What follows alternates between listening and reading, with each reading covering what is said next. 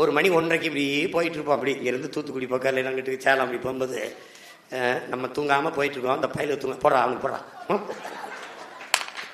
போடு, எவன் முடிச்சுக்கிட்டு இருக்கான்னு பார்ப்போம். ஏன்னா விழிப்புணர்வே விடுதலையின் முதல் படிங்கிறார் தலைவர். போடுறது போட்ட உடனே பலவர் தூங்கிவான், எடுக்க மாட்டான். சில பேர் எடுத்து, அண்ணே என்ன இது பிரச்சனை அண்ணே ஏனே அப்படின்னு. ஒரு பிரச்சனை இல்லை, நல்லா தூங்குறியான்னு பார்த்தேன். அதுக்கப்புறம் அவன் எப்படி தூங்குறது? என்னடா வெளிப்பட்ட படபடத்து போய் புள்ள வேர்த்து என்ன இப்படி எழுப்பி விட்டா அப்படியாது. அப்ப சொல்றது என்ன, நாங்கெல்லாம் தூக்கம் முடிச்சு அண்ணன் தம்பியோ ஊரா போய் நீ கட்சியில் என்ன நீ எல்லாம் நிம்மதியா படுத்து தூங்குற, என்னடா அப்படின்னா அண்ணன் இப்பதானே வந்து படுத்தேன். ஒருத்தன் தூங்க விடுறதில்ல. நான் முடிச்சுக்கிட்டு இருக்கும்போது உனக்கு என்ன தூக்கம்? ஒரு சேட்டை இருந்தது. அது மாதிரி மனுஷன் நினைச்சிருப்பான். என் தம்பி சிவகுமார் தான் சொல்லுவான், நெல்லையில் இருக்குல்ல படுத்து கிடப்பான் அப்படியே ஊர் அப்போ கட்சி தொடங்காது. அவன் அப்படியே பார்த்து கையை பிடிச்சு விடுவான். அண்ணா முத்தோர இது சரியா வருமா முத்தோர, உங்களை பார்த்தா எனக்கு பாவமாவே வருது முத்தோர. ஏய் ஏண்டா பக்கத்தில் கார்வன் நம்புறது டே சொல்கிறா வேண்டாம் அப்படின்னு. இல்லை முத்தோர நீங்கள் போய் சினிமா எடுத்து அந்த வேலையை பாரு. நான் போய் இந்த வக்கீல் தொழிலை பார்த்து ஏதாவது பண்ணுறோம். எப்படி முத்தோரை இவங்களா அப்படி எப்படி முத்தோரை இவங்களோட போய் நம்ம எப்படி முத்தோரை பேசாம வெட்டி ஏடா நீ கொலையாகி என்னையும் கொலையாக்கிட்டு கூட அப்படின்னா. இப்போ பார்த்தா எல்லாரும் இவன்லாம் ஒரு ஆளா துறைக்கு தெரியும். முதல் 234 பேர் வச்சிருக்காரா போட்டி விடான்னு கேட்ட ஆள் இன்னைக்கு இருக்கு. இப்போ வந்து தம்பி உங்களை பார்த்தா பாவமா இருக்கு தம்பி, எம்பிட்டு கஷ்டப்படுறீங்க தம்பி இந்த வாடகை வீட்டில் இருந்துக்கிட்டு. தம்பி வாங்க தம்பி, உங்களையும் ஒரு 4 MP 5 MP ஒரு 20-25 MLA இருந்தால் எப்படி இருக்கும்? நல்லா இருக்கும், நாடு நாசமா போயிடும். பரவாயில்ல, பாசத்தை கொட்டுவாங்க. அப்ப நினைச்சிருக்க மாட்டான் மனுஷன் இல்ல இவ்வளவு பிடிவாதமா இருந்து இழுத்து கொண்டு போய் நிறுத்தி விட்டுருவா அப்படின்னு. நம்ம 8.5 விழுக்காடு வாக்கு வாங்கியிருக்கோம், இவன் 8-8னே சொல்லிட்டு இருக்காங்க. இலக்கை தீர்மானித்து விட்டால் அந்த வெற்றி அடையணும், ஜெயிக்கணும், சாதிக்கணும்னு முடிவெடுத்து விட்டால் கண்ணுக்கு தெரிய வேண்டியது இலக்கு தானே ஒழிய இடையூறுகள் அல்ல. தெரியவில்லை.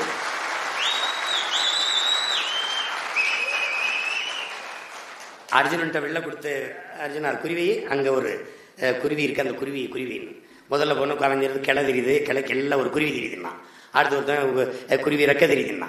அர்ஜுனன்ட்ட கேட்டான் என்ன தெரியுது? இந்த குருவியின் கண்ணு தெரியுதுன்னுட்டான். அவ்வளவு கூர்மையாக இலக்கு வைக்கணும், குறிய வைக்கணும், விட்டுறக்கூடாது. உனக்கு ஒரு குழப்பம் இல்லை, தத்துவத்துக்கு தடுமாற்றம் இல்லை.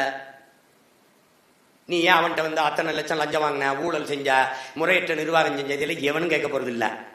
நீ நினைச்சு பாரு, உனக்கு நீ ஒன்று தெரிஞ்சுக்கணும். வரலாறுல நம்ம யார் எப்படிப்பட்டவன்னு உனக்கு ஒரு திமிர் வரணும்ல. உலக வரலாற்றில் இந்திய துணைக்கண்டத்திலே அல்லது உலக வரலாற்றிலே நம்ம அளவுக்கு தோற்று உறுதியா கலையாம நிற்கிற படை இருந்ததே கிடையாது. இந்தியாவில் இந்திய பெருநிலத்தில் எந்த கட்சியும் கலைஞ்சு ஓடிடும். கட்சி தொடங்கும் போது ஒண்ணுமே கிடையாது, ஒருத்தனும் காட்ட மாட்டான்.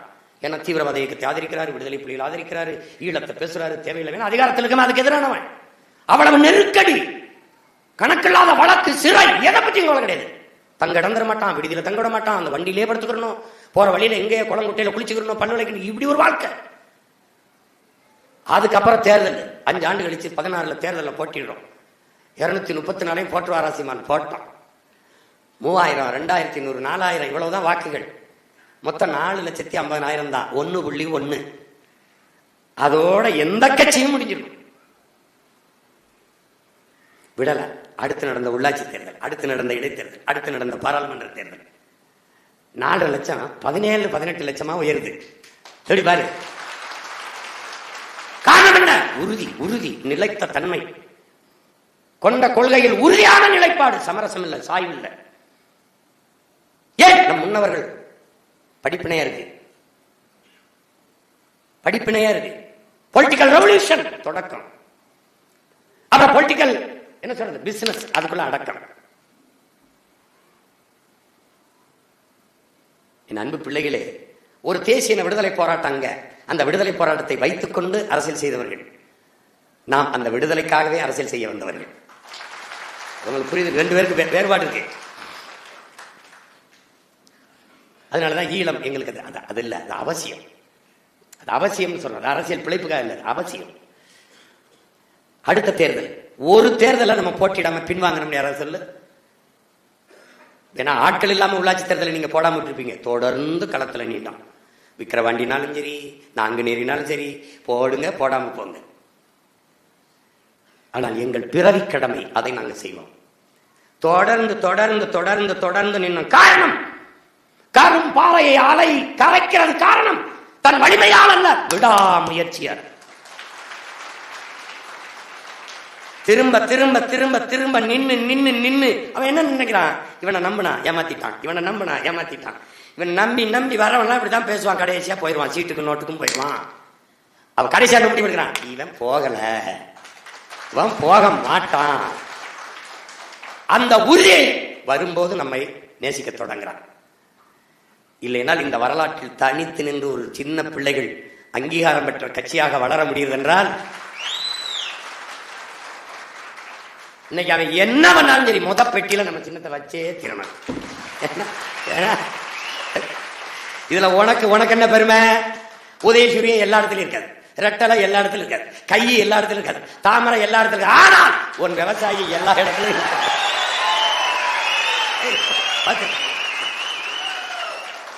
என் அன்பு பிள்ளைகளை, சரித்திரம் சொல்லுது, சரித்திரம் வரலாறு சொல்லுகிறது.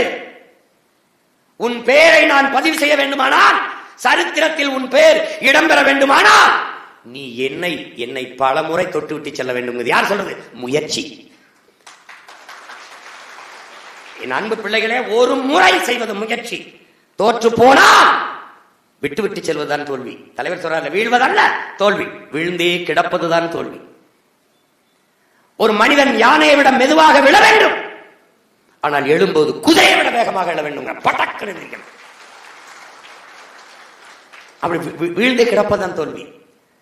நம்ம அப்படி செய்யல. விழவிழ எழுவோம், விழவிழ எழுவோம், ஒன்று விழ ஒரு 100 எழுவோம், விடுதலை உணர்வோடு எழுவோம்னு எழுதுறான். எழுந்து எழுந்து வந்துகிட்டே இருக்கான். இதனால தற்சோர் வடையில ஏன் சோம்பி கிடந்தால் சிலந்தியும் உங்களை சிறைபிடிக்கும், எழுந்து நடந்தால் இமயமும் உனக்கு குடைபிடிக்குங்கிறான். சோம்பலை உதறி தள்ளுங்கள், உங்கள் சாம்பலும் சரித்திரம் படைக்குங்கிறான். நம்ம என்ன கோட்பாட்டை கொண்டோம்? என் பிறப்பு சாதாரணமாக இருக்கலாம், இறப்பு சரித்திரமாக இருக்க வேண்டும். வாழ்க்கையை அர்த்தப்படுத்த வேண்டும். அப்படி அர்த்தப்படுத்தி வாழ்ந்தவர்கள், நம் மொழிக்காக இனத்திற்காக உயிர் நீத்த மறவர்கள். தம்பி அப்துல் ரவுப், முத்துக்குமார், தங்கை செங்கொடி, தம்பி விக்னேஷ் போன்றவர்கள் வாழ்க்கையை அர்த்தப்படுத்தினார். சாதாரண பிறப்பை சரித்திரமாக்கினார். தமிழர்கள் பிறந்த நாள் கொண்டாடுகிற மரபல்ல, இறந்த தினத்தை தான் போற்றுவார்கள். ஏனென்றால் பிறக்கும் போது என் தாத்தன் தெய்வ திருமகன் அல்ல, பிறக்கும் போது என் தாத்தன் பெருந்தலைவர் அல்ல, பிறக்கும் போது என் பாட்டன் கப்பல் ஓட்டிய தமிழன் அல்ல, செக்கிழுத்த செம்மல் அல்ல, பிறக்கும் போது தமிழ் தென்றல் அல்ல, பிறக்கும் போது தனித்தமிழ் அடிகளார் அல்ல, பிறக்கும் போது முத்தமிழ் காவலர் அல்ல. இப்படி நம்ம முன்னோர்கள் பிறக்கும் போது அல்ல, ஆனால் மரிக்கும் போது மரணிக்கும் போது மகத்தான சாதனையாளர்களாக மண்ணிலே விழுகிறார்கள். அதனால் தமிழ் சமூகம் அவனை போற்றுகிறது தெய்வமாக. அதனால் வையத்துள் வாழ்வாங்கு வாழ்பவன் வானுரையும் தெய்வத்துள் வைக்கப்படும் மறைமொழி போதிக்கிறது. ஒரு முறை செய்யற தோற்று போற அது முயற்சி, மறுமுறை செய்யற அது தொடர்ச்சி. தோற்று போற மறுமுறை செய்யற விடாமுயற்சி, மறுமுறை தோற்று போற மறுபடியும் முயற்சிக்கிறார், அதற்கு பெறலாம் தான் நம்பிக்கைகிறான். நல்லவர்கள் கூட தோற்றதாக செய்தி உண்டு வரலாற்றில், நம்பிக்கை கொண்டவர்கள் தோற்றதாக செய்தி இல்லைங்கிறான் நம்ம உயிர் தலைவர். உன்னை ஒருவனாலும் தோற்கடிக்க முடியாது, உன் நம்பிக்கையில் நீ தோற்கிற வரைங்கிறான் மாவீரன் சுபாஷ் சந்திர போஸ். இதை என் பிள்ளைகள் மனதில் வச்சுக்கணும். நீ உறுதியா வெல்லுவ. இந்த குறுக்கு மறுக்க ஓடுறதெல்லாம் அது வருது. தாவும் புலிக்கு நாய் எந்த மூளைனா புலிக்கு அணில் எந்த மூளை? என்ன நீ களம் எப்படி இருக்கும், எந்த பக்கம் இருக்குன்னு தெரியாதவர்களா களத்தை பத்தி பேசியிருக்காப்ல. நாங்க போர்க்களம் அரசியல் களம் 2 களத்தையும் பார்த்தவங்க. நாங்க உங்களுக்கு ஒரு சீரியஸா படம் போகும்போது திடீர்னு ஒரு பாட்டை போடுற மாதிரி, அண்ணன் கவுண்டமணி செந்தில் காமெடி வைக்கிற மாதிரி, நகைச்சுவை வைக்கிற மாதிரி, சின்னதா ஒரு fun, just for an entertainment. தீய சக்தி, அவ்வளவுதானே. வாப்பா, ஏப்பா ஏப்பா பயமா இருக்கு.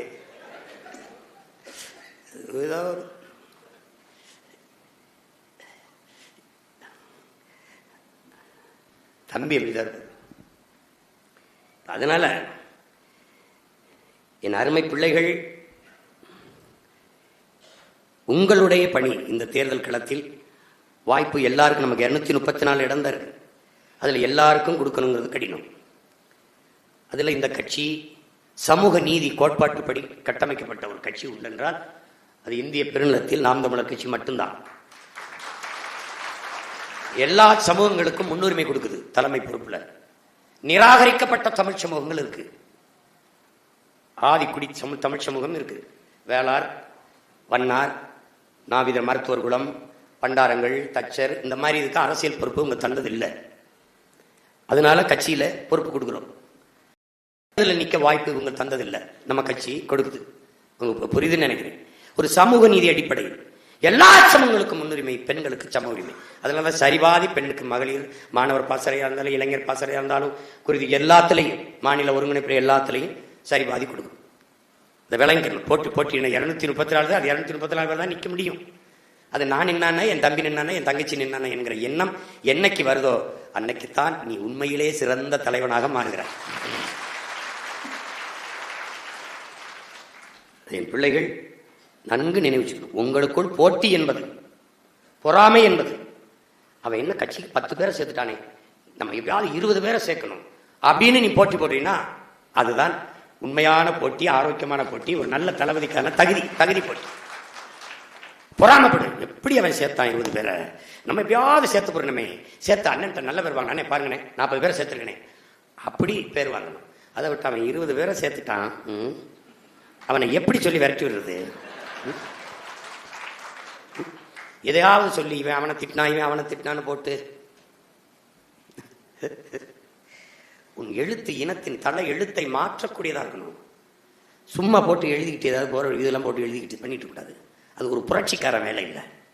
சாதாரண அரசியல் இயக்கத்தில் நீ இல்லை. திராவிடம் இல்லாம அரசியல் இல்லைன்னா, ஆனா திராவிடம் இல்லாத ஒரு அரசியல் இயக்கத்தை உருவாக்கி எளிய பிள்ளைகள், அண்ணன் யார், சாதாரண மகன் 3வது பெரிய கட்சியாக கொண்டு வந்து நிறுத்த முடியுதுன்னா அது சரித்திரத்தில் சாதனை, பெரிய பெரிய சாதனை தான். அதெல்லாம் பெரிய சாதனை தான். எங்க அம்மா தமிழ்ச்செல்வியில இருக்காங்க, பேராசிரியர், ஓய்வு பெற்றவங்க. என் தாத்தா பாவலர், என் தாத்தா புரட்சி பாவலன், பாரதி பாட்டன், பாரதி பாக்களை நான் பேசும்போது இதையெல்லாம் என் மகனை நீ பேசுறத கேட்க அவங்க எல்லாம் இல்லாத போயிட்டாங்களே அப்படின்னு. மாறுதலை நம்ம உண்டாக்குறோம். நமக்கு ஒரு காலத்தை, ஏன்னா நம் தலைவன் காலம் வரும் என்று காத்திருந்த தலைவன் அல்ல, தனக்கான களத்தையும் காலத்தையும் உருவாக்கிய தலைவன். ஒரு புலி மறவன் 500 சிங்கள ராணுவ வீரனுக்கு சமமானவன். ஒரு நாம் தமிழர் பிள்ளை, நாம் தமிழர் கட்சியில் இருக்கிற ஒரு மாணவர் பாசறை, இளைஞர் பாசறை, அல்லது அந்த கட்சியில் இருக்கிற ஒரு பொறுப்பாளன் மற்ற கட்சியில் இருக்கிற 500 வீரர்களுக்கு, 500 ஆட்களுக்கு சமமானவன்.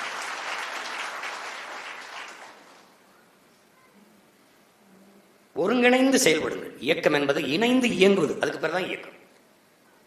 எந்த இனத்திற்கும் படிப்பிக்கப்படாத பாடம் தமிழ் இனத்திற்குத்தான் படிப்பிக்கப்பட்டிருக்கிறது என் உடன் பிறந்தார்களே. எது? ஒன்னா இருக்க கத்துக்கணும், இந்த உண்மையை சொன்னா ஒத்துக்கணும், காக்கா கூட்டத்தை பாருங்க அதுக்கு கத்து கொடுத்தது யாருங்க? நம்ம ஐயா மதிப்பிற்குரிய கவிஞர் வாலி அவர்கள் எழுதினதான். ஒன்னா இருக்க கத்துக்கணும், இந்த உண்மையை சொன்னா ஒத்துக்கணும். நான் படிக்கும்போது 6ஆவதுல ஒரு பாடம் இருந்துச்சு, கூட்டுறவிலை சேருங்கள், கூடி வாழ பாருங்கள், நாட்டில் உள்ள ஏழைகளும் நன்மை பெற்று வாழ்ந்திடலாம். அதை நான் ராகம, கூட்டுறவிலை சேருங்கள், கூடி வாழ பாருங்கள், நாட்டில் உள்ள ஏழைகளும் நன்மை பெற்று நானா பாடினேன். அது பாடத்திட்டத்தில் இருக்கிற பாடின நான் தான் முதல் பரிசு கொடுத்துருவாங்க. நல்லா பாடுறான் சீமா அப்படின்னு. அப்பவே ஒற்றுமையை இந்த இனத்திற்கு போல யாரும் வலியுறுத்தல. 5ஆவது பாடத்துல 4 காளமாடு, ஒரு சிங்கம். சிங்கம் மாட்டை தாக்க வரும்போது 4 காளமாடு ஒன்னா சேர்ந்து சிங்கத்தை தாக்கி விரட்டி ஓட விட்டுரும். இந்த 4 காளமாட்டுக்குள்ள இன்னொரு சண்டை, தனித்தனியா பிரிஞ்சு மேயும். சிங்கத்துக்கு வேலை எழுதி ஒவ்வொன்றா அடிச்சு சாப்பிட்டு போயிடும். இதுதான் இங்க நடக்குது. ஏன்னா தமிழ் சமூகம் தனித்தனியா இருக்கும், மற்ற சமூகங்கள் பிரிந்து வாழும், கூடி செயல் செய்யும். தமிழ் சமூகம் கூடி வாழும், தனித்தனியா செயல் செய்யும். வீழ்ச்சிக்கு காரணம் புரியுதா உங்களுக்கு? புரியுதா? இங்க ஒரே சமூகம், ஒரே தாய் பிள்ளைகள், தமிழ் தாயின் பிள்ளைகள். அந்த தமிழ் தாயின் பிள்ளைகளுக்குள்ள படையாச்சி, பறையரு, தேவரு, தேவேந்திரரு, நாடாரு, கோனாரு, பிள்ளை, முதலி, முத்தரையரு, உடையாரு, போய் பண்டாரம், வண்ணாரு, கவுண்டரு, இது இப்படின்னு போட்டு பிரிஞ்சு வலுவிழந்தது. அதனால திராவிட நரி அடிச்சு அடிச்சு சாப்பிட்டு அதங்க இருக்கிற சிக்கல். ஓங்கி வளர்ந்த மூங்கில் மரம் ஒன்னு பிடிச்சிருக்கு, ஒழுங்காக குறுத்து விட்டு கிளையா வெடிச்சிருக்கு, ஒட்டாம ஒதுங்கி நின்னா உயர முடியுமா? எதிலும் ஒற்றுமை குலைந்தது என்றால் வளர முடியுமான்னு நம் தாத்தா பட்டுக்கோட்டை பாடினது நமக்கு தான். ஒன்னா இருக்கணும். இயக்கத்தின் இயங்கியல் விதி என்பதே மாசத்துக்கு சொல்றது நீங்க படிக்கணும். இயக்கத்தின் இயங்கியல் விதியில் முதன்மையானது, நீ எந்த கோட்பாட்டை, கொள்கை நிலைப்பாட்டை ஏற்றிருக்கிறியோ அதில் முழுமையான நம்பிக்கை வைக்கணும். அதை முன்னெடுத்து செல்கிறவன் எவனோ அவனை நீ நம்பினியா முழுமையா நம்பணும். இல்லைன்னா என்ன பண்ணும்? வெளியேறிடும். உள்ள இருந்து குழப்பக்கூடாது. அதான் சேகவாரா சொல்றான். நான் சொல்றது, நாங்கள் உன்னதமான உயர்ந்த லட்சியத்திற்காக களத்திலே நிற்கிற புரட்சியாளர்கள். எங்களுக்கு உதவ முடியுமா? பாட்டால், பேச்சால், எழுத்தால் அல்லது பொருளாதாரத்தால் எந்த வடிவத்திலும் உதவ முடிந்தால் உதவுங்கள், இல்லை என்றால் ஓரமாக ஒதுங்கி நில்லுங்கள்.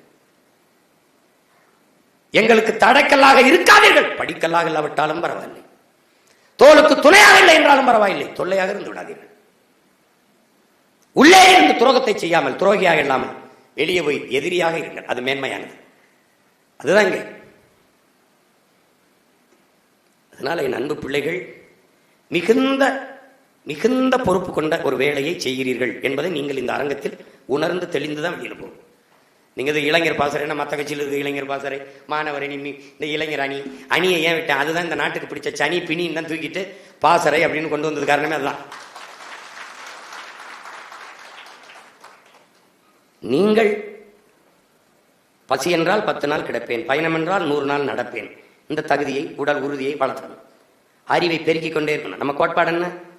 உடலினை உறுதி செய், அறிவை விரிவாக்கு, கொள்கை வகுத்து நில், கூடி செயல் செய்ய பழகு. நாம் தமிழர், இதான் நம்ம கட்சி கோட்பாடு. அப்ப அறிவை விரிவாக்கணும்னா என்ன பண்ணணும்? படிச்சுட்டே இருக்கணும். சுவாசிப்பது போல வாசிப்பது இருக்கணும். தேடி தேடி தேடி தேடி போகணும். மாவன் என்ன சொல்றான்? உன் முன்ன நீ மார்க்ஸோட ஃப்ரெண்டா, நண்பனாகணுமா? Lenin, Engels, Ingersoll, Plato, Aristotle, Socrates, அண்ணல் அம்பேத்கரோட நீ நட்பாகணுமாப்பா? வா நூலகத்துக்கு போ, அங்கதான் இருக்காங்க, அவங்களோட போய் பேசி பழகுன்றான். தேடி தேடி படியுங்கள். ஒரு ஏடு வைத்து குறிப்பெடுத்துக் கொள்ளுங்கள். அறிவது அறிவு என் உடன் பிறந்தார்களே. அறிந்த செய்தியை எந்த இடத்தில் எந்த நேரத்தில் எடுத்து இயம்புவது, எடுத்து பேசுவது என்கிறது உணர்த்துவதற்கு பெயர் ஞானம். சிந்திக்காம பேசக்கூடாது, சிந்தித்து எல்லாத்தையும் பேசியிருக்காரு.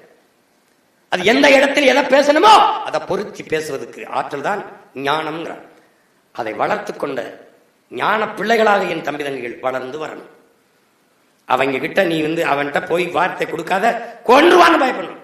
அண்ணனை பார்த்து பயந்து சதறான் பாரு, எவனும் தப்பிக்க முடியாது. உனக்கு ஏதாவது தடுமாற்றம் இருந்தா நீ அண்ணன், நான் இந்த மாதிரி வந்தா நான் என்ன பேசுறது போடு, நான் சொல்லித்தரேன். இல்ல நான் பேசி குரல் செய்தி உனக்கு அனுப்புறேன், வச்சு வெளுத்து விடு, அவ்வளவுதான். எனக்கு அதை விட ஒரு வேலை கிடையாது. ஒரு பத்திரிகையாளர் கேள்வியா கேட்டிருந்தார், தம்பி உங்களுக்கு நேரம் நிறைய இருக்கு, வேலை குறைவா இருக்கு. எனக்கு நேரம் குறைவா இருக்கு, வேலை நிறைய இருக்கு, போயிட்டு வரட்டான்ட்டேன். ஏன்னா என் உடன் பிறந்தவனே, அவர்களுக்கு பொழுது போகல, நமக்கு பொழுது போகல. என்னை கேட்கிறான், எப்படித்தான் என் தம்பி எல்லாம் காட்டி கேட்டான இந்த நேரத்தை எப்படி மேலாண்மை செய்கிறான்? பத்தல. எனக்கு இறைவன் ஒருத்தர் நேரம் வந்து, உனக்கு என்னதான் வேணும்? ஒரு நாளைக்கு 24 மணி நேரத்தை மாத்தி 48 நேரமா வச்சிருக்கேன். ஏன்னா தம்பி, பாரதி மாதிரி ஏன் இந்த மக்களுக்கு நேரம் நிறைய நேரம் உழைக்க வேண்டியது இருக்கு அப்படி. என் அன்பு பிள்ளைகளே, நீங்க யாருக்கோ வேலை செய்யறீங்கிற எண்ணத்தை விட்டுருங்க. நீங்க பிறந்த பெருமைமிக்க சமூகத்துக்காக உழைக்கிறீர்கள் என்கிற பெருமிதம் திமிரும். நாம் தமிழர் கட்சி பிள்ளைனா நீங்க பார்க்கும் போதே நாம் தமிழர்ல இருப்பான்னு தெரியும். அப்ப என்ன செய்யணும்? அப்படி இருக்கணும், கம்பீரமா உடல், நல்ல பயிற்சி, நல்ல சாப்பாடு, நல்ல படிப்பு எல்லாம். ஏன்னா உடல் ஆரோக்கியம் மிக முதன்மையானது, மிக முதன்மையானது. உடல் நலனற்ற செல்வம், உடல் நலனற்ற புகழ், உடல் நலனற்ற பதவி, உடல் நலனற்ற பணம் எல்லாம் பயனற்றது. அதனால ரொம்ப கவனமா இருக்கணும் உடல் நலன்ல. அண்ணே நீங்க இருக்கலான்னு இருக்கேன், நேரம் கிடைக்கும் போதெல்லாம் உடற்பயிற்சிக்காத உடற்பயிற்சி கூடத்துல இருந்து அண்ணன் இன்னைக்கு ஒரு நாளாவது வாங்கினேன், வாரத்துக்கு ஒரு 2 நாளாவது வாங்கினேன். ஏன்னா எங்களுக்கு உற்சாகமா இருக்குது. நேரம் கிடைக்கல, கிடைக்கும்போது உடற்பயிற்சி செஞ்சுக்கணும். என் அன்பு பிள்ளைகள், உடலை பேணி காக்க. உடல் வளர்த்தேன் உயிர் வளர்த்தேன்னு திருமலர் சொல்றது காரணம், பல நுட்பமான வேலைகளை செய்யக்கூடிய ஒரு தொழிற்சாலை உடல். அதை நல்ல அறிவாளி பேணி காப்பான். இது தத்துவம். இதை பிடித்துக்கொண்டு என் அன்பு பிள்ளைகள் கவனமாக நீங்கள் வேலை செய்ய. இந்த தேர்தலில் இனத்தின் உயிரை இளந்தமிழர் எதற்கு மஞ்சா நாம் தமிழர்னு அது வெற்று முழக்கம் அல்ல. இளைஞர் படை எழுக, இன விடுதலை வெல்கன்னு நான் சொன்னது சும்மா வெற்றுக்காக சொல்ல, உங்களை உசுப்பேற்றுறதுக்காக. உண்மையிலே நீங்க சாதித்து முடிக்கக்கூடிய சரித்திர சாதனையாளர்களாக நீங்க வரணும். அதுக்காக அண்ணன் 27 பொதுக்குழு பாசறை பிள்ளைகள் எல்லாரும் வருவீங்க. இது போக பிப்ரவரி 21, 26 மாபெரும் இன எழுச்சி மாநாடு நடக்கிறது. என் அன்பு பிள்ளைகளே, உங்கள் வாக்ககம் உங்கள் இலக்கு, உங்கள் வாக்ககம் வெற்றி வாக்கு, அதான் உங்க இலக்கு. இரண்டாவது, உன் பெற்றோர்கள் குடும்பத்தில் இருக்கிறவங்களை சேர்த்துக்கிட்டு 8 பேர் ஒரு வாக்ககத்துக்கு பொறுப்பு. அது கிளைன்னு நம்ம சொல்றோம், குறைஞ்சபட்சம் சேர்த்துக்கிட்டு நின்று இன்னையிலிருந்து வேலையை தொடங்கணும். சுவரில் எழுத முடியலையா, தூண்டறிக்கை அடிச்சு வீடு வீடு கொடுக்கணும். அண்ணே மாநாட்டு அழைப்பை கைப்பட எழுதியிருக்கேன், அந்த அழைப்பை எடுத்துக்கணும். நம்ம வீட்டில் தங்கச்சிக்கு திருமணம், அண்ணனுக்கு திருமணம், இல்லை உனக்கு திருமணம், எப்படி அழைப்பதில் கொடுத்த அழைப்ப அப்படி வெத்தலை பாக்கு அதிகபட்சம் என்ன ஒரு 10 ரூபா, அல்லது ரொம்ப காசு இருந்தால் 101 ரூபா வை. நாங்கள் அப்படிதான் மொய் வைக்கிறது. போய் வச்சு ஐயா நீங்கள் எந்த கட்சியிலே இருங்க, ஆனால் ஒரே ஒரு தடவை எங்கள் மாநாட்டுக்கு வாங்க. ஏன்னா இது எங்கள் கட்சி மாநாடு இல்லை, இனத்தின் மாநாடு, இனத்தின் திருவிழா. எல்லோரும் கூடுவோம். உலக தமிழர்களுக்கு பேரழைப்பு விட்டு அழைக்கிறோம். பொதுக்குழுவிலிருந்து உலகத் தமிழ் பேரினத்திற்கு மாபெரும் எழுச்சி மிக்க மாநாடு. உங்களுக்குள்ள இருக்கிறது என்ன வெறி, என்ன வேட்கை, என்ன நடிகனை நேசிப்பவர்கள், நாட்டை நேசிப்பவர்கள். இதுல எந்த கூட்டம் பெரிது என்று காட்ட வேண்டிய பொறுப்பும் கடமையும் உங்களுக்கு.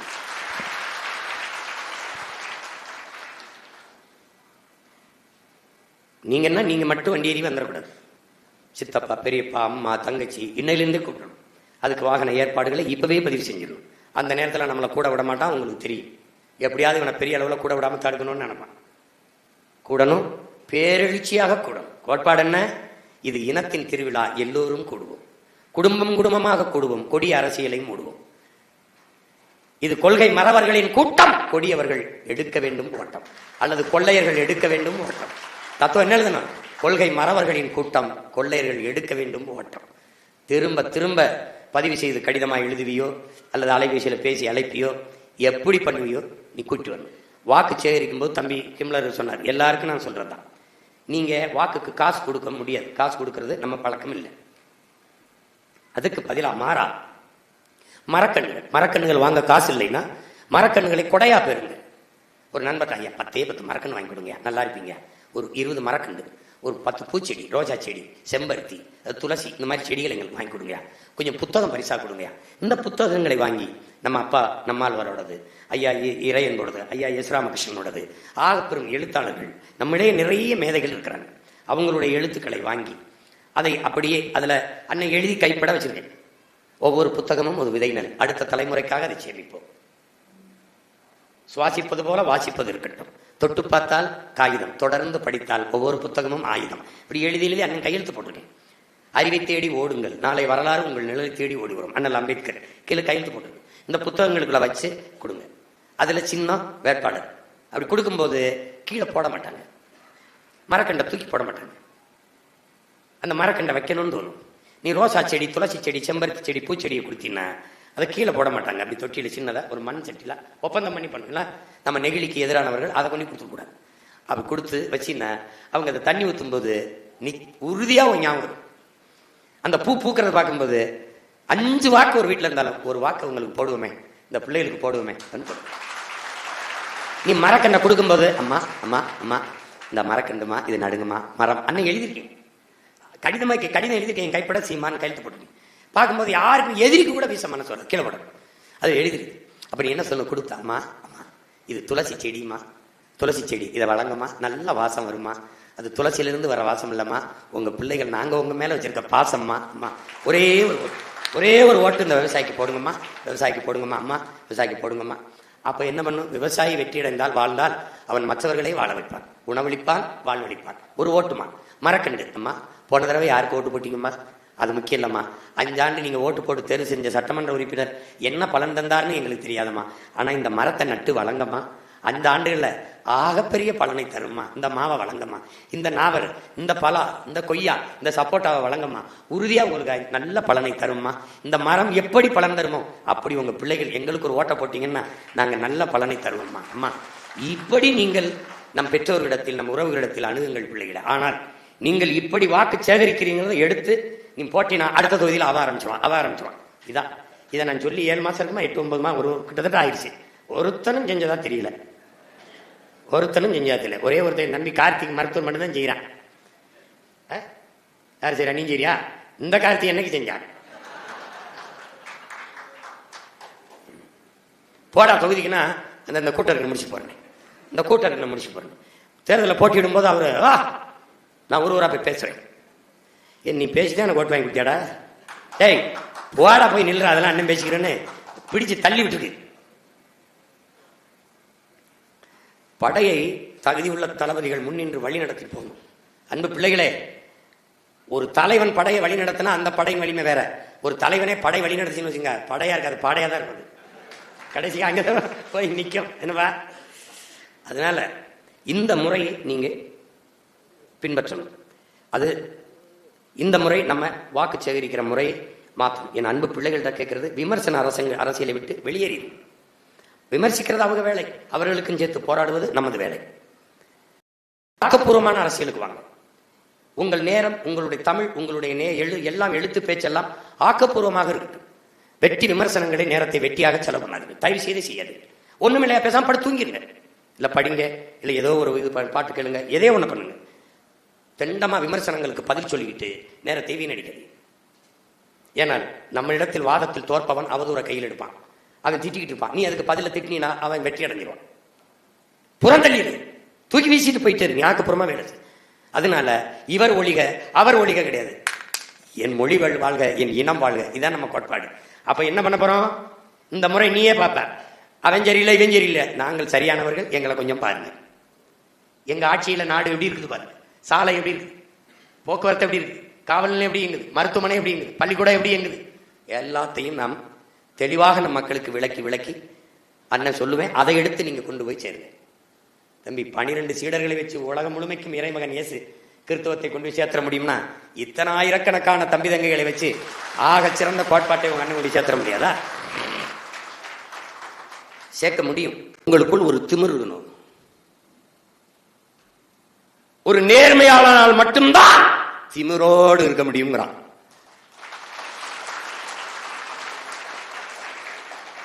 அதனாலதான் சொல்றேன், நீங்க திமிரோடு இருங்க. ஏனால் நீங்கள் ஒவ்வொருவரும் ஆக சிறந்த நேர்மையாளர்கள்.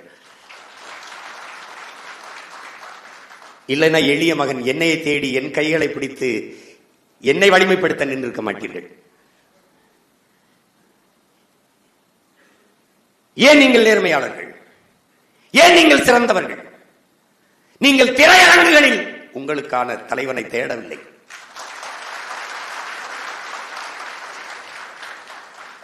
பொழுதுபோக்கு தளத்தில் உங்களுக்கான தலைவனை தேடாமல் போராட்ட களத்தில் உங்களுக்கான தலைவனை தேடியதால் நீங்கள் சிறந்தவர்கள், நேர்மையாளர். காற்றடிக்கும் திசையெல்லாம் பறந்து செல்கிற பதர்களாக இல்லாமல் புயலே அடித்தாலும் கலையாத அதே இடத்தில் கிடக்கிற வீரியமிக்க நெல்மணிகளாக நீங்கள் இருப்பதாலேயே நீங்கள் நேர்மையாளர்.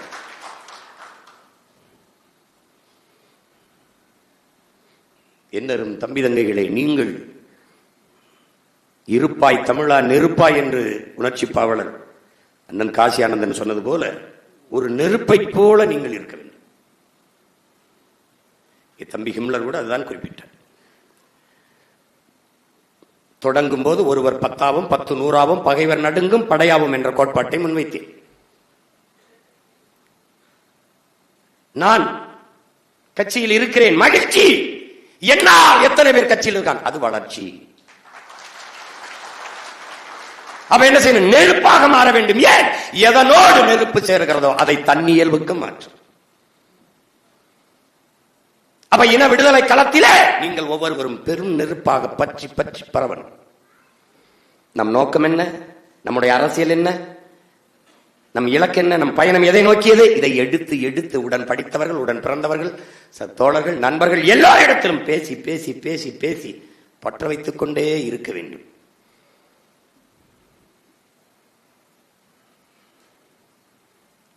அந்த நெருப்பு தான் புரட்சி தீயாக பற்றி பரவும்.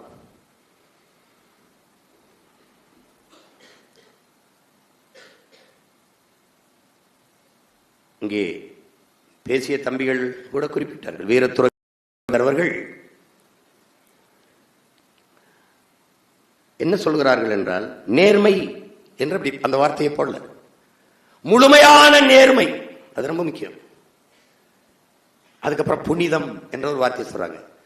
முழுமையான நேர்மை, புனிதம், எதையும் எளிதில் வென்று முடிக்கக்கூடிய ஆற்றல் பெற்ற இளைஞர்கள் 50 பேர் இருந்தால் போதும், இந்த உலகத்தையே புரட்சிகர மாறுதலுக்கு கொண்டு வந்து விட முடியும்.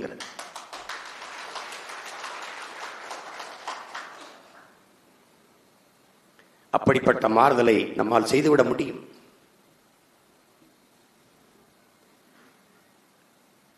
ஒரு எளிய மகன் சீமானால் இவ்வளவு பெரிய தாக்கத்தை ஏற்படுத்தி இத்தனை ஆயிரக்கணக்கான இளைஞர்களை திரட்ட முடியும் என்றால், நீங்கள் ஒவ்வொருவரும் நீங்கள் சீமானாக மாறினால் என்ன ஆகும் என்று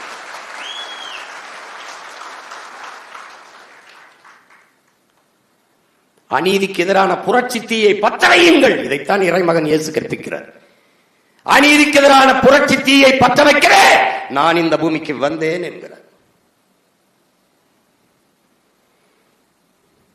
தீமையை எப்படி ஒழிப்பீர்கள் நபிகளாரே? எப்படி ஒழிப்பீர்கள் நபிகளாரே? நன்மையை வைத்துத்தான், நேர்மையை வைத்துத்தான். நெருப்பை நெருப்பி வைத்து அணைக்க முடியாத நீரை வைத்துத்தான். அப்படி நேர்மையின் பக்கம், நன்மையின் பக்கம் நிற்கிற நீங்கள் பற்றி பரவுங்கள். தம்பி துறை குறிப்பிட்டது மாதிரி, நம் இலக்கு என் வாக்ககத்தில் வெற்றி வாக்கு, அவ்வளவுதான். போயிட்டு அண்ணன் அவர் சேர்க்கலமை எவரு எப்படி, உன்னுடைய கனவு நாட்டை வெல்லணும்.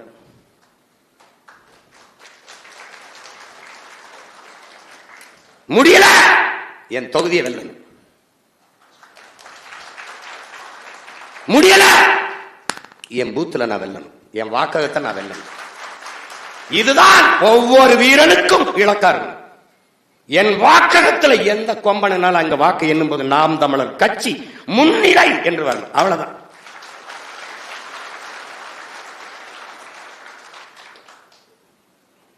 ஏன் உனக்கு வெறி இருக்கணுங்கிற? அவன் அற்ப ஓட்டுக்கானவன், நீ இந்த நாட்டுக்கானவன்.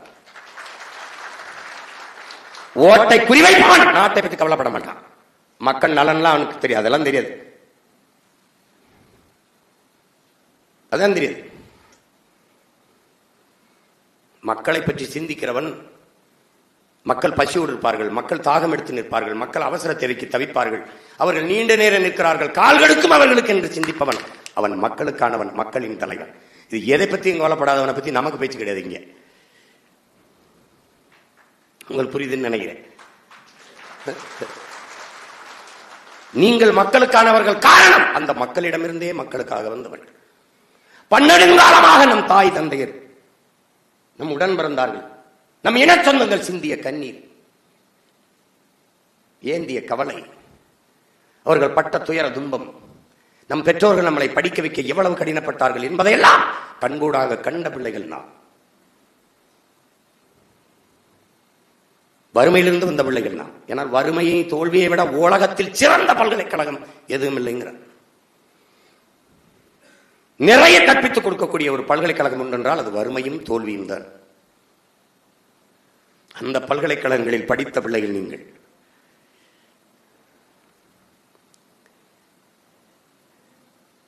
அதனால் இந்த இலக்கை குறிவைத்து என்னரும் தம்பி தங்கைகள் களத்தில் நிற்கணும். தம்பி ஹிம்லர் சொன்னது போல 26 தேர்தலில் இளைஞர்களுக்கு அதிக வாய்ப்பை நாம் கொடுக்கிறோம். ஏற்கனவே இருந்தவர் அவர் நின்னார், அவருக்கு வாய்ப்பு. இது திராவிட கழகங்கள், திராவிட இயக்கங்கள்ல பிறந்திலிருந்து சாகிற வரை ஒரே ஒருத்தனை அங்கேயே நிக்கிறதுக்கு வந்து அது அப்படி இல்லை. அவர் போனா அவர் மகனுக்கு அப்படி இல்லாத இல்லை, அப்படி கட்சி இல்லை. இலக்கை தாங்கி நிற்கிறது. நீங்க சுமந்தீங்க, இன்னொருத்தருக்கு அடுத்த தலைமுறை கொடுக்கணும். நீங்க எல்லாம் ஏதோ பாகிஸ்தான், பங்களாதேஷ், ஆப்பிரிக்கா, அமெரிக்கா, ஆஸ்திரேலியால இருந்து வேட்பாளரை கொண்டு வருவேன். பக்கத்து வீட்டுல இருந்து தான் கொண்டு வருது. அண்ணன் தம்பி தான் கொண்டு வந்து நிறுத்துது. உனக்கு இல்லைன்னா அந்த வாய்ப்பு இன்னும் இருக்கு. அவர் செய்யறார், தம்பி செய்யறார். தம்பிக்கு கூட நிற்க வேண்டியது, தங்கச்சி கூட நிற்க வேண்டியது நம் பிறவி கடமை. அப்படிதான் செய்யணும். தேர்தல் நிற்க வாய்ப்பு கொடுத்தா வேலை செய்வேன், இல்லைன்னா வெளியில போயிருவேன். அப்படின்னா என்னை மாதிரி மகிழ்ச்சி அடைகிறேன் வேணும் கிடையாது. என்ன நினைப்பேன் தொலைஞ்சான் துரோகி. எப்படி நினைப்பேன்? தொலைஞ்சான் துரோகின்னு. இதை கொடுத்தால்தான், இந்த பொறுப்பை தந்தால்தான் என்று சொல்பவன் இந்த படைக்கு பொருத்தமானவன் அல்ல. இந்த எண்ணத்தில் வளருகிற நீ ஒரு நாள் உயர்ந்த பொறுப்புக்கு, அரசு பணியிலே அல்லது சட்டமன்ற உறுப்பினர் அல்லது பாராளுமன்ற உறுப்பினர் அல்லது அமைச்சர் வந்தா நீ என்ன செய்வ? இதை தந்தால் தான் செய்வேன். புரியுதா? அந்த எண்ணத்தில் தான் ஊழல் லஞ்சத்திற்கான விதை உண்டப்படுது. என்னை மாநிலத்தில் போட்டால் தான் நான் வேலை செய்வேன். அப்படிலாம் பண்ண முடியாது. என் இலக்கு, நீ எந்த கொம்பனாலும் இரு, கட்சி உனக்கு கொடுக்கிற வேலை உன் வாக்ககத்தில் வெற்றி வாக்கு. அதை போய் செய். நீ எங்க ஓட்டு போடுவ? நீ மாநிலத்தில் பெரிய பொறுப்புல இருக்க, மாநில ஒருங்கிணைப்பு. சரி, சாதாரண மாணவ பாசறை தம்பி, அவன் வாக்கு செலுத்துற வாக்ககத்தில் அதிக வாக்க வாங்கி, நீ வாக்கு செலுத்துற வாக்ககத்தில் நீ அதிக வாக்கு வாங்காம தோத்து போயிட்டா அந்த பொறுப்புல என்ன மதிப்பு இருக்குன்னு யோசிப்பாரு. அவன் ஜிரிப்பான், என்ன மாநிலம் என்ன? அப்ப கட்சி பொறுப்பில் ஒரு மதிப்பும் இல்லை, கள பொறுப்பில் தான் மதிப்பு இருக்கு. உன் வாக்ககத்தில் வெற்றி வாக்கை பெற்றுவிட்டா அப்ப வாடா முன்னாடி வந்து கேள்வி என்ன? அப்புறம் உனக்கு கேள்வி கேட்க தகுதி தானாக வந்துவிடும். தலைமை ஏற்கிற தகுதி உனக்கு தானாக வந்துடும். அதை விட்டு ராத்திரியில் அண்ணனுக்கு, அண்ணே ஒரு வேலையும் நடக்கலண்ணே, ஐயோ ரொம்ப பிரச்சனையா இருக்குண்ணே. இதை விட எனக்கு ஒரு பிரச்சனை இருக்கா? சொல்லு. எல்லாரும் அவன் தான் பிரச்சனையே. அவனுக்கு அவன் வேலை செய்யறான் செய்யல. உன் வேலை என்ன? நீ வாக்கு செலுத்தத்துல போ, கூட படிச்சவனை சேர்த்துக்க, இல்ல தங்கச்சியை சேர்த்துக்க, அம்மாவை சேர்த்துக்க. தங்கச்சி கல்யாணம் முடிச்சு போயிடுச்சு, யாரோ மனைவி இருந்தா மனைவி, இல்ல யாரோ ஒருத்தர் தெருவில் பக்கத்து வீட்டுக்காரு உட்கார்ந்து பேசி, நீ ரோட்ல கூட்ட அப்புறம் போடு, வீட்டுக்குள்ள போடு, வீட்டுல போடு, தெருவா போ, பேசு. தேநீர் குடிக்க போற இடத்துல பேசானே, என்னென்ன போன தடவை யாருக்குன்னு வாக்கு செலுத்தினீங்க? அப்படியானே? அப்படியா? என்னென்ன எதுவும் பிரச்சனை இல்லாம இருக்கானே? ஏப்பா பெரிய பிரச்சனைப்பா அப்படின்பா. அந்த பிரச்சனை, இந்த பிரச்சனைக்கெல்லாம் காரணம் யாரு நீங்களே? அவனுக்கு அப்பதான் யோசிக்க ஆரம்பிப்பான். அதான் நீ மக்களுக்கான பிரச்சனை, அந்த பிரச்சனைக்கான காரணத்தை நீ சிந்திக்க தொடங்கிவிட்டால் அன்றிருந்தாண்டா நீ வாழ தொடங்குகிறாய்ங்கிறான். நீ அன்னைக்குதான் வாழவே ஆரம்பிக்கிற. நீ அப்ப நீங்க செய்து கொண்டிருக்கிற வேலை சாதாரண வேலையில் ஒரு கட்சி, அந்த கட்சியில நாம இளைஞர் பாசல் இருக்கோம், மாணவர் பாசல் இருக்கோம், இல்ல குருதி கொடைகள் இருக்கோம், சுற்றுச்சூழல் இருக்கோம். அது இல்லை. ஒரு தேசியனத்தின் விடுதலை, அந்த அரசியல் படையில் நான் மிகச்சிறந்த தளபதியாக இருக்கிறேன் என்கிற பெருமிதம் திமிரு. பல பேர் என்னிடத்த சொல்றாங்க, ஒரு தமிழ்ல பேசிட்டா நீங்க நாம் தமிழர் கட்சியில இருக்கிறீங்களான்னு கேட்கிறாங்க. இந்த நாட்டில் எத்தனையோ அரசியல் கட்சிகள் இருக்குது, ஆனால் 2 படையை வைத்திருக்குது, 3 படை. ஒன்று சுற்றுச்சூழல், குருதி கொடை, கையூட்டு ஊழல் ஒழிப்பு. இது 2ஐயும் படைப்பிரிவா வச்சிருக்கிற ஒரு அரசியல் இயக்கம் நாம் தமிழர் கட்சி தான்.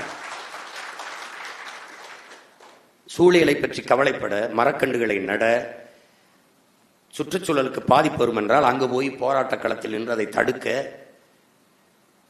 குருதி கொடை கொடுக்கும் தமிழர் படை என்று பல லட்சக்கணக்கான அழகு யூனிட் ரத்தத்தை கொடுத்து சாதியை ஏற்றதால் கற்ற சமத்துவம் எங்க நடக்குது? குருதி கொடுக்கறதுல தான் இருக்குது. ஏன்னா மருத்துவமனையில் படுத்துக்கிட்டு அந்த ரத்தம் எந்த சாதிக்கிற பெயர் ரத்தம் சாமி, அதை பார்த்து ஏன் சாதியா இருந்தா ஏத்துங்கன்னு எவனும் சொல்றதில்லை. எதையும் சட்னி ஏற்றி காப்பாத்துங்கன்னு தான் சொல்லுவான். அதனாலதான் அதை நாங்க செய்யறோம். ஏன்னா சாதிக்கு ரத்த வெறி உண்டு, ரத்தத்துக்கு சாதி வெறி கிடையாது.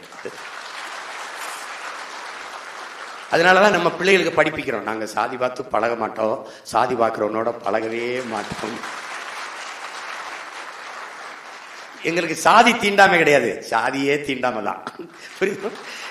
ஆனவ கொலை பண்ணிடுறான். நான் போய் சொன்னேன், ஏய் சாதிக்கு கொலை பண்ணாதரா, சாதியை கொலை பண்றா, தயவு செய்து சாதியை கொலை பண்ணுங்கடா.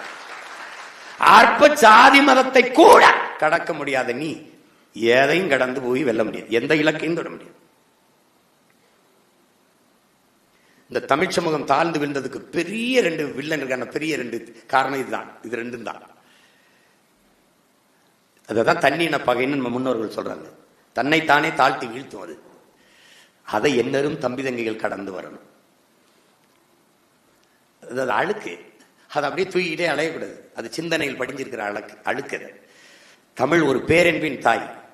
அந்த தாயின் பிள்ளைகளுக்குள்ளேயே அன்பு இல்லைன்னா அவ எப்படி அந்த இனம் மேம்பட்டு வாழுங்கிறத என்னரும் தம்பி தங்கைகள் சிந்திச்சு பார்க்கணும். இதெல்லாம் என் தம்பி இதெல்லாம் சொல்றான், வெற்றி செல்லன் மணி செந்தில்லாம் அண்ணன் எங்களை அப்படி இப்படிலாம். எனக்கு இப்பவும் அவரை பார்த்தாலே ஒரு வியப்பா தான் இருக்கு. இத்தனை கூட்டத்துக்குள்ள நம்மளை எப்படா தூக்கிட்டு போனாப்புல அடையாளம் கண்டு அப்படின்னு. இது உங்களை மாதிரி தான் நானும் எல்லாரும் மாதிரி தான் பேசிட்டு இருந்தேன். ஈழத்தை ஆதரிச்சேன், ஈழத்தை இது பண்ண எல்லாரும் கூட தான் பேசிட்டு இருந்தேன். இந்த கூட்டத்துக்குள்ள இவன் தான் சரியான ஆள்னு எப்படி கூட்டிட்டு போனாரு, அதுதான் இன்னைக்கும் வியப்பா இருக்கும். நீங்க எல்லாம் என்னை சொல்லும் போது எனக்கு கண்ணீரா வரும். அவரை தான் நினைப்பேன். அவர் சொல்றதை பார்க்கும்போது இது எப்படி இந்த வேலைக்கு நம்ம பொருத்தமா இருப்போம், அது எப்படி சரியா இருக்கும், நம்மளை போய் இதை சேர்த்துறாரு அப்படின்னு. அதை நான் அடிக்கடி சொல்லுவல, அண்ணே நான் என் வீட்டு வாலி கிணத்துல விழுந்துருச்சுருந்தாண்டா எடுக்கிறதுக்கு குதிச்சே, மூலிகை போகும்போது தெரியுது என் பரம்பரையே மூலிகை கிடக்குன்ட்டு. அப்ப வழி இல்லாம சரி இறங்கிட்டோம் அடிச்சிருவோம் அப்படின்னு. அதனால எப்பவுமே நம்முடைய தலைவர் நமக்கு வியப்பு. நீங்கள் நாமெல்லாம் ஒரு பெருமிதம் திமிரும் நமக்கு இருக்குன்னா உலகத்தில் எந்த இனத்திற்கும் கிடைக்காத தலைவன் நமக்கு கிடைத்திருக்கான். அப்படிப்பட்ட ஒரு தலைவன் கிடைச்சிருக்கான். தத்துவம்லாம் தனியா தேடாத, அவனே ஒரு தத்துவம் தான். அவன் தத்துவமாகவே வாழ்ந்தவன்.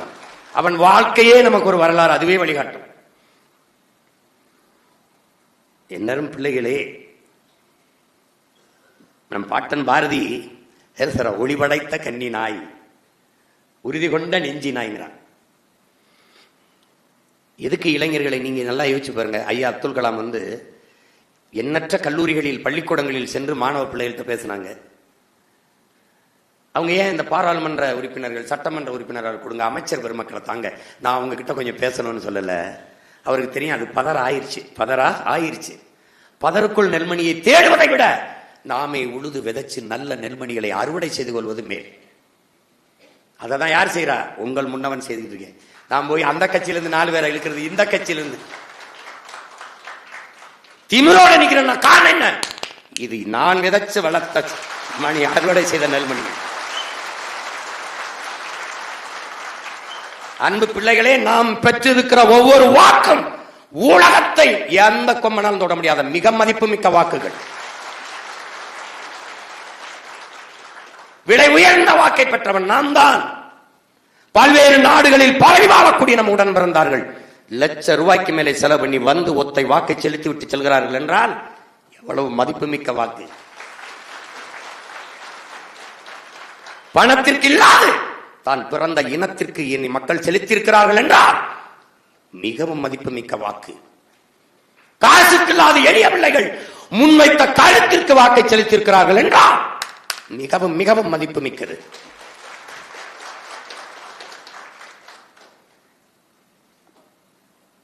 அதிலும் புரட்சியாளர் அண்ணல் அம்பேத்கர் ஒருவன் அடிமையாக இருக்கிறான் என்பதை உணர்த்தி விடு, பிறகு அவனை கிளர்ச்சி செய்து போராடுவான்கிறார். அப்படி நாம் அடிமையாக இருக்கிறோம் என்பதை உணர்ந்து தெளிந்த உணர்வு பெற்ற என் இன மக்கள் நமக்கு செலுத்திய ஒவ்வொரு வாக்கும் மிகுந்த மதிப்பு மிக்கது. தன்மானமிக்க தமிழின சொந்தங்கள் நமக்கு தந்த வாக்கு ஒவ்வொன்றும் தங்கத்தையும் விட மிகவும் மதிப்பு மிக்கது. அதனால் நான் சொல்கிறேன் அன்பு பிள்ளைகளே, மக்கள் மகத்தானவர்கள். பலாயிரக்கணக்கான பணம் கொட்டினார்கள், சாதி மத உணர்ச்சி தூண்டினார்கள், சாராயம் ஊத்தி ஆறாக ஓட விட்டார்கள், சலுகைகள் இலவசம் அறிவித்து காதுகளிலே தேனை ஊத்தினார்கள். எல்லாவற்றையும் கடந்து சாதி மதம் சாராயம் பணம் எல்லாவற்றையும் கடந்து தான் பிறந்த பெருமை மிக்க இனத்திற்காக 36 லட்சம் மக்கள் வாக்கு செலுத்தியிருக்கிறார்கள். நின்றவன் யார்? நின்றவன் யார்? அமைச்சு மகனா, இல்ல அதிகாரி மகனா, இல்ல ஜமீன் திவானா, பரம்பரை பணக்காரன் இல்லை, தினக்கூலிகளின் வாரிசுகள்.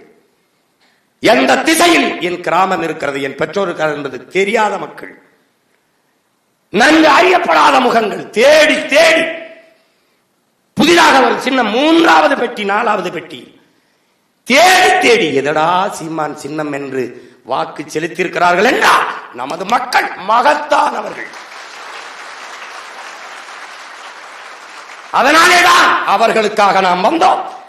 இன்று வரை உறுதியாக நிற்கிறோமே, மக்களிடமிருந்து மக்களுக்கான வந்தவர்கள் நாம். அதனாலே நாமும் மகத்தானவர்கள், நீங்கள் ஆகச் சிறந்தவர்கள்.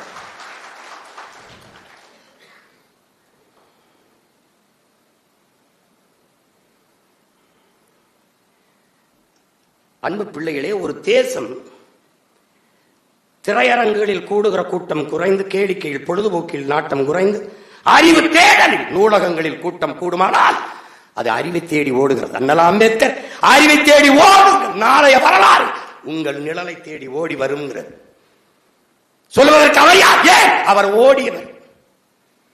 படுக்கிற இடம் கூட படிக்கிற இடத்திற்கு பக்கத்தில் இருக்க வேண்டும் என்று நூலகம் இருக்கிற இடத்திற்கு அருகிலேயே அறை எடுத்து தங்கிய அறிஞன் அண்ணல் அம்பேத்கர்.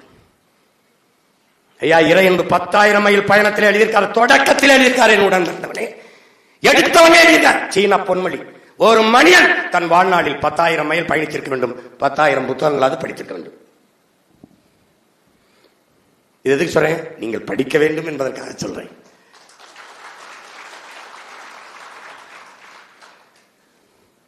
மார்க்ஸை மனதில் கொள்ளுங்கள். 2000 ஆண்டுகளில் இவனை போல ஒரு சிந்தனையாளன் பிறந்ததும் இல்லை, பிறக்கப் போவதும் இல்லை என்று சொன்ன மரண நொடி வரை மாணவனாகத்தான் இருக்கின்றான். கற்றுக்கிட்டே இருப்பேன். இந்த நேரத்தில் தான் படிக்கணும், இந்த நேரத்தில் எந்த நேரத்திலும் படிக்க கிடைக்க நேரம் எல்லாம் படி. அந்த அறிவாசான் 64,000 புத்தகங்களை உலகத்தில் படித்த ஒரு மகன் உண்டென்றால் அது மேதை அண்ணல் அம்பேத்கர் அவர்கள் தான். அதனால்தான் உலகின் ஆகச் சிறந்த கல்வியாளர்களில் ஒருவராக இருக்கிறார் என்றால் அவர் சொல்லுகிறார், அறிவை தேடி ஓடுடா, நாளைய வரலாறு உன் நிழலை தேடி ஓடி வரும். அப்படி ஒரு சமூகம் நூலகத்தில் கூட்டம் நிரம்பி வழிகிறது என்றால் அது அறிவு சமூகம். சென்னை மத்திய சிறையிலே இடமில்லை, 100 ஏக்கரில் புழலிலே சிறை கட்டுவோம் என்றால் குற்ற சமூகம். இங்கே கூட 100 கோடியில் நூலகம் கட்டியிருக்கு. எல்லோரும் கூட்டம் முடிந்து அப்படியே போகும். எத்தனை பேர் அமர்ந்து படிக்கிறார்கள் என்று பார்ப்போம். நின்று பேச வழி இல்லாத 2 காதல்கள் வேணா உட்கார்ந்து பேசிப்பாங்க. ஏன்? படிக்கிற பழக்கத்தை வீழ்த்தி குடிக்கிற பழக்கத்தை தூக்கி நிறுத்தியது திராவிட தீயவர்கள் ஆட்சி. அதனாலதான் சொல்றோம், தெருவுக்கு 2 படிப்பவங்க இருக்க வேண்டிய இடங்களில் எல்லாம் குடிப்பழக்கத்தை நிறுவியவர்கள் இவர்கள். ஆனா தெருவுக்கு நாங்க தான் படிக்க வச்சோம், நாங்க தான் படிக்க வச்சோம், நாங்க தான் படிக்க வச்சோம். படிக்க வச்சவன் போயிட்டான். குடிக்க வைத்தவர்கள் படிக்க வைத்தோம் என்று பீத்திக் கொண்டு அலைகிறார்கள். பழச்சாறு கடை, கரும்பு கடை, கரும்புச்சாறு கடை, இளநீர் கடைகளில் கூட்டமில்லாத மதுக்கடைகளில் கூட்டம் இருக்கிறது என்றால் சமூகம் எதை நோக்கி நகர்கிறது? எப்படிப்பட்ட சமூகத்தை கட்டமைக்க நாம் களத்துக்கு வந்திருக்கிறோம்? இதுதான் என் பிள்ளைகளுக்கு முன்னாடி இருக்க போறது. இந்த காலனி, இந்த கடையில் போய் பாருங்கள், காலனி விற்கிற கடை குளிரூட்டப்பட்ட கண்ணாடி மாளிகைக்குள் இருக்கும். வீதிக்கு வந்தால் தெரு ஓரத்திலே உயிர் தேவையான உணவுப் பொருள் கிடக்கும். கீரை, கத்தரிக்காய், வெண்டைக்காய், சுரக்காய், தக்காளி எல்லாம் பாய் அல்லது கோணியை விரித்து ஒரு தாய் உட்கார்ந்து கொண்டு கூறுகட்டி வித்துக் கொண்டிருப்பார். எப்படி இருக்கு? அப்ப சமூகம் எதை நோக்கி போகுது? எப்படி போயிட்டு இருக்கு? அப்ப மாற்றம் எது? தலைகீழ் மாற்றம். புரட்சி என்றால் என்ன? தலைகீழ் மாற்றம். வரலாற்றின் கால சக்கரம் சுழன்று கொண்டேதான் இருக்கிறது என்கிறார் நமது உயிர் தலைவர். அதான் தங்கை தாரிகா கூட சொன்னாங்க பாருங்க. இந்த கால சக்கரம் சுழன்று கொண்டே இருக்கிற போது கீழே இருப்பது மேலே வரும், மேலே இருப்பது கீழே வரும். அதைத்தான் நாம் என்ன சார் இன்னைக்கு வீதியில் நின்று கத்திக்கொண்டு போராடி கொண்டிருக்கிறோம். நாம் ஒரு நாள் மேலே வருவோம், மேலே இருக்கிற அவன் ஒரு நாள் வீதிக்கு வருவான். இதற்கு பேர் தான் தலைகீழ் மாற்றம். அப்ப அது இங்க இது அங்கேயுமா தூக்கி வைக்கணும். அப்ப என்ன மாற்றம் வேணும்? பணச்சாறு கடையில கூட்டம், ஐயோ காசு மார்க்க திறந்தா எடுக்கிறான் மக்கள் ஓட்டம். மாறுதல். விடுமுறை நாளா, பள்ளி முடிந்தது, கல்லூரி முடிந்ததா, பிள்ளைகள் அறிவு தேடலின் நூலகத்தில் பிதுங்கி வடிகிறார்கள். அறிவார்ந்த சமூகம். இந்த மாறுதல்களை உருவாக்குவதுதான் உங்களின் வேலை. அதனால்தான் மாற்றம் என்பது சொல் அல்ல செயல் என்று சொல்றோம். நீங்களே அன்பு பிள்ளைகளே, ஆள் மாற்றத்திற்கு ஆட்சி மாற்றத்திற்கு வந்தவர்கள் அல்ல, ஆட்சி முறை மாற்றத்திற்கு வந்தவர்கள். இந்த ஆளை தூக்கி இந்த ஆளை மாற்றுறது, இந்த ஆளை தூக்கி அது இல்ல. அன்பு தம்பி தங்கைகளே, ஒரே மண், ஒரே அச்சு, இதில் எவன் உட்கார்ந்து அழுத்தாலும் செங்கல் ஒரே மாதிரி தான் வரும். ஒன்னு அச்ச மாத்தணும், இல்ல மண்ணை மாத்தணும். இப்ப நாம என்ன செய்யறோம்? ரெண்டு மாத்திரம். அப்ப புதிய ஒன்று வரும். அதான் எது? புதிய ஒரு தேசம் செய்வோம். மக்கள் புரட்சியார் அதை உறுதி செய்வோம். இதுக்கு யார் தேவைப்படுது? அதெல்லாம் பாட்டங்கிறான். ஒளி படைத்த கன்னி நாய் வா, உறுதி கொண்ட நெஞ்சி நாய் வா, களிவடைத்த மொழி நாய் யாரு? தமிழ் பிள்ளையே வா, களிவடைத்த மொழி நாய் வா, கடுமை கொண்ட தோழி நாய், வலுவான தோள்களை கொண்டவன் வா. அவனே சொல்றான், உடலினை உறுதி செய்கிறான். உடலினை உறுதி செய். எண்ணுவது உயர்ந்து சொன்னவன் ஊன் விரும்பு என்று சொல்லவில்லை, ஊன் மிக விரும்புகிறான். நல்லா சாப்பிடுறான், சாப்பிட கறி மீன் மாட்டுக்கறி எல்லாம் சாப்பிட்டு அட போட உடலினை உறுதி செய். அழகு எது? முகிழ்க்கும் தசையிடை அரும்புவதே அழகுங்கிறான் தமிழ் தென்றல் தெரிவிக்க. என்ன சொல்றான்? முகிழ்க்கும் தசையிட கட்டு கட்டா இருக்குன்றான், மசில்ஸ் அப்படி நிக்க முடியாது. அவன் தான்டா அழகு, அதான்டா அழகுங்கிறான். முருகன் ஏன் அழகன்? முருகன் என்றால் என்ன? முருகன் என்றால் என்ன? அழகன். அழகன் என்றால் முருகன். காடுகளில் மலைகளில் ஏறி ஏறி ஓடி ஓடி முறுக்கேறி இன்னைக்கெல்லாம் நீ கஷ்டப்பட்டு உருவாக்குற சிக்ஸ் பேக் அன்னைக்கு அப்படி நின்னா, அதனால முருகன், அதனால முருகன் அழகன். நீ இதுக்கு முன்னாடி ஒரு முருகனை கும்பிட்டு இருந்த, பிடிச்சி வச்ச கொலக்கட்ட மாதிரி நின்று வேலை இப்படி வச்சுட்டு சாத்தி வச்சு நின்று பார்த்திருக்காடா? அவன் பேரை நான் வந்தேன், போடுற பாட்டனை போடுற, கட்ஸ் சிக்ஸ் பேக் போடுற, வேலை புறா அப்படி. இப்ப நீ எங்க பழைய முருகனை காட்டு பார்ப்போம், காட்டு பார்ப்போம். ஏன்? அவன் பேரை நிறுவிட்டேன். இனி எந்த காலத்திலயும் அதை நீ பார்க்க முடியாது. நானே பாக்குறேன், ஒரு பாறை வந்து போயிட்டு பின்னாடி எங்கால நின்று என்னை பார்த்து இருக்கிறதா போயிட்டு வரேன் அப்படின்னு. எவன் நாட்காட்டி அடிச்சாலும், எவன் திருமணத்தை அழைப்பதில் அடிச்சாலும் அங்க எங்கால் தான் இருக்கான். எழுதி வச்சுக்க. இன்னும் 10 ஆண்டுகளில் என் தலைவன் படம் இல்லாத எதுவும் இருக்கு நிறுவிடுதான் போவேன். நான் நிறுவேன். அதனால நான் சொல்றேன், நாங்கள் நினைக்க பிறந்தவர்கள் அல்ல, நிரூபிக்க பிறந்தவர்கள்.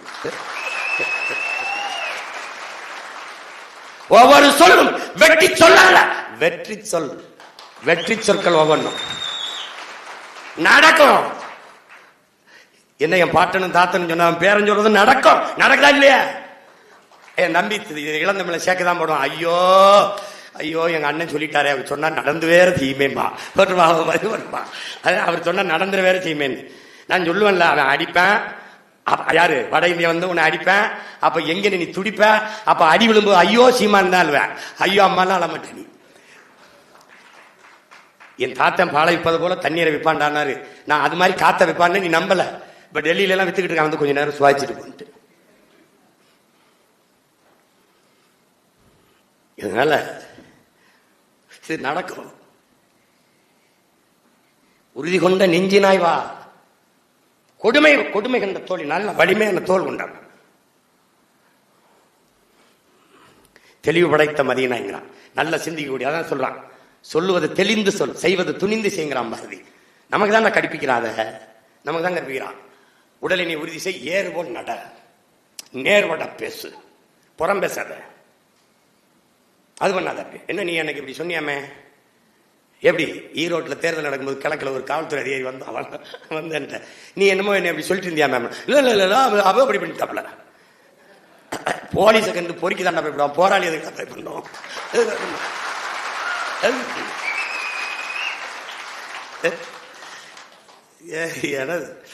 திணறிட்டாப்ல. தம்பி உட்கார்ந்துருந்தான்ல, அவர் எதிர்பார்க்கல, ஏதோ சொன்னீங்களாமே அப்படின்னு. அதான் என் பாட்டை என்ன சொல்ற, நேர்வட்ட பேசுற. கடைசியா நமக்கு ஒண்ணு போட்டான் பாத்தியா, நைய புடை நீ நைப்பது முடியுங்கிறான். எப்படி சொல்றான், போடா அப்பதான் முடியுங்கிறான். எங்கால கொல்வவன் வெல்வன். இவ்வளவுலாம் தத்துவம் அவர் படிச்சு கிடிச்சு எல்லாம் சொல்லிட்டு இருக்க மாட்டாப்ல. கொல்வவன் வெல்வன், அவ்வளவுதான். சர்வைவல் ஆஃப் ஃபிட்டஸ்ட், தகுதி உள்ளவை தப்பி பிழைக்கும். தன்னை தற்காத்துக் கொள்ள கூட முடியாதவன் வாழ்வதில் அர்த்தம் இல்லைங்கிறான் டார்வின். நீ இப்ப என்ன தகுதி உள்ளவனா மாற போறியா இல்லையா? மாற போறியா இல்லையா? இதாங்க இருக்கிறது.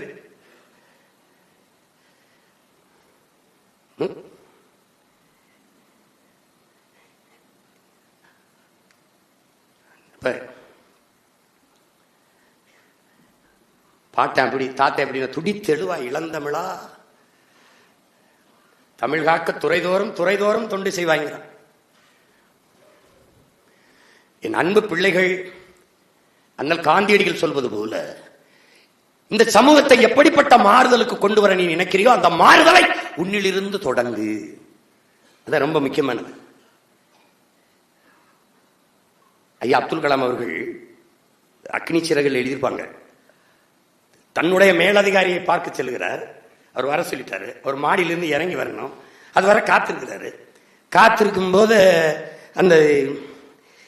அந்த மேசையில ஒரு புத்தகம் கிடக்குது. அந்த புத்தகத்தை புரட்டினா அதுல அறிஞர் பெர்னாட்ஷா விடுது. அதுல ஒரு தத்துவம் இருக்குது. என்ன சொல்லுனா, உலகில் பெரும்பாலான மக்கள் உலகம் போற போக்கிலேயே போக நினைக்கிறார்கள். அதில் யாராவது ஒருவன் தான் இந்த உலகத்தை தன் போக்கில் திருப்ப நினைக்கிறான். தொடக்கத்தில் அவன் ரொம்ப விமர்சிக்கப்படுறான், எள்ளி நகையாறப்படுறான், ஏசப்படுறான், பேசப்படுறான். ஆனாலும் பாருங்கள், இந்த உலகம் பெற்றிருக்கிற இத்தனை மாறுதலுக்கும் காரணம் உலகத்தை தன் போக்கிலே திருப்ப நினைத்தவன் தாங்கிறான்.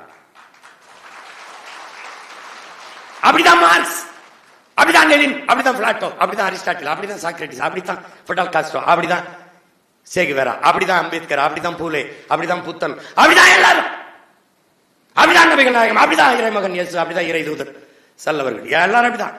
அப்படித்தான் நம் உயிர் தலைவன் மேதகு பிரபாகரன் அவர்கள். அவன் எப்படி மாறுதலை செய்தான்? எல்லோரும் அடிமையாக வாழ்வதே அருமையான சுதந்திரம் என்று எண்ணிக்கொண்டு கொண்டிருந்த இன மக்கள் இடத்திலே அடிமையாக வாழ்வதை விட சுதந்திரமாக சாவது என்று சிந்தித்தவன் அவன்தான். அதுவும் அந்த சுதந்திரத்திற்காக போராடி சாவது மிகவும் மேன்மையானது, புனிதமானது என்று சிந்தித்தவனும் அவன்தான். அவன்தான் நீனும் நானும் இங்கே மாறுதலுக்கான சிந்தனையோடு கூடி நிற்க காரணம் அவன்தான். உரிமைக்காக உயிரை கொடுக்கலாம் என்று உயிரை கொடுத்த முத்துக்குமாரி மூத்த விதையும் அவன்தான்.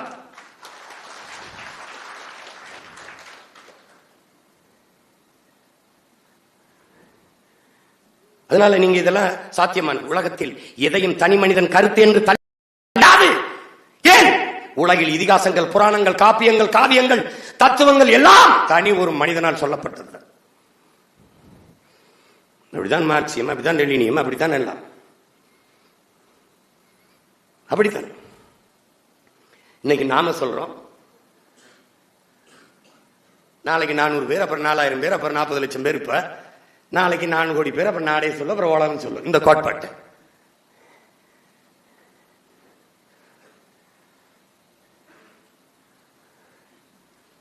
அப்ப சரியில்லை சரியில்லை சரியில்லை என்று சொல்வது சரியில்லை. புரியுது நினைக்கிறேன். அது நம்ம பிள்ளைகளுக்கு அது ஒரு பெரிய நோய் இருக்கு. அந்த நோய்க்கு இப்ப மருந்து கொடுத்துடணும். தேர்தல் நேரத்தில் சொல்லிட்டு இருக்க கூடாது.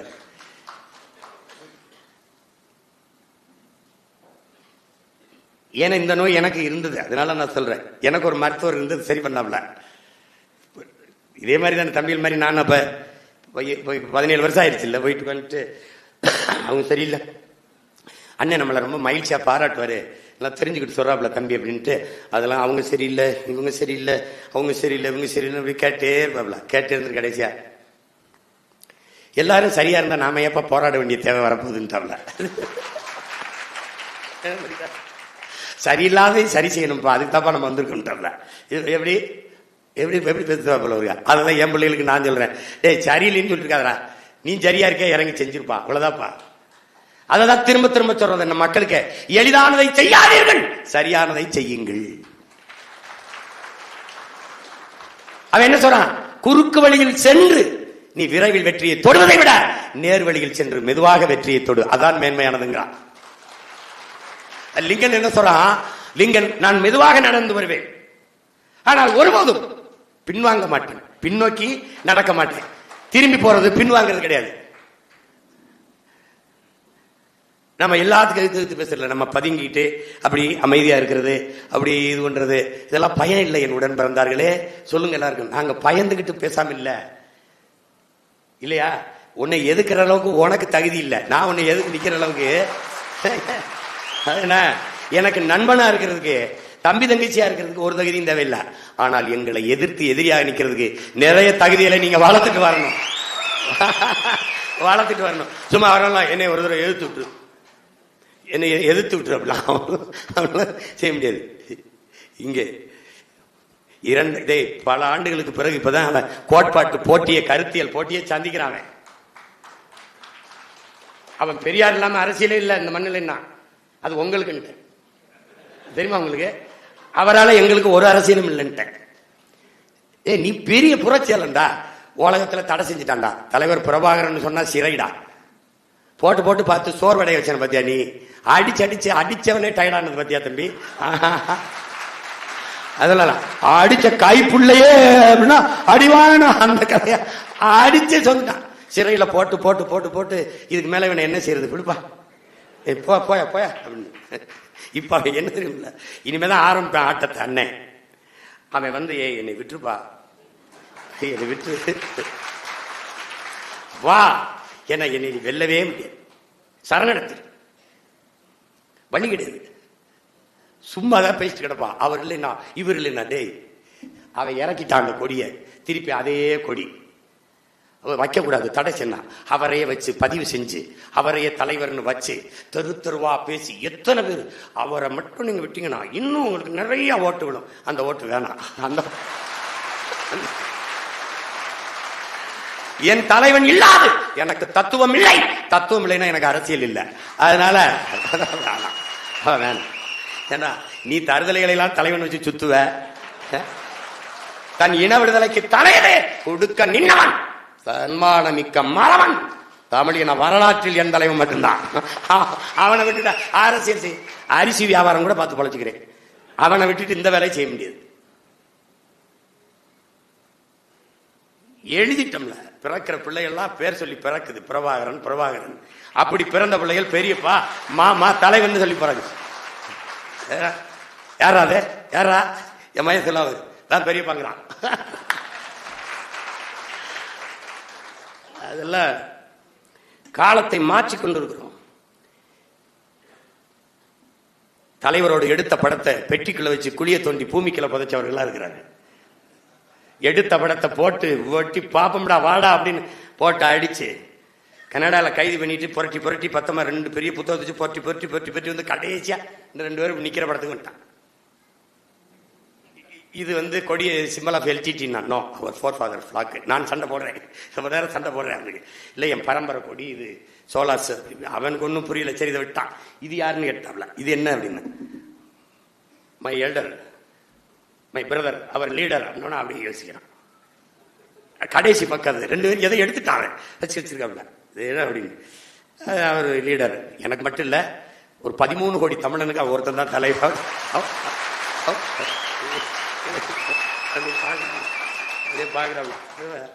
அவனுக்கு என்ன பண்றதுன்னு தெரியல. கடைசியா ஒண்ணு சொல்லுவான், என் பிடிவாத என்னுடைய சொல்வது ஆல் தி பெஸ்ட், தேங்க்யூ, நம்ம வேற என்ன தேங்க்யூ. ஐயோ கொடுமை.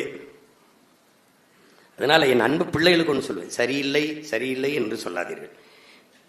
பிழை யாருடையதாகவும் இருக்கட்டும், யாருடையதாகவும் பிழை இருக்கட்டும், திருத்துபவர்கள் நீங்களாக இருக்கும்.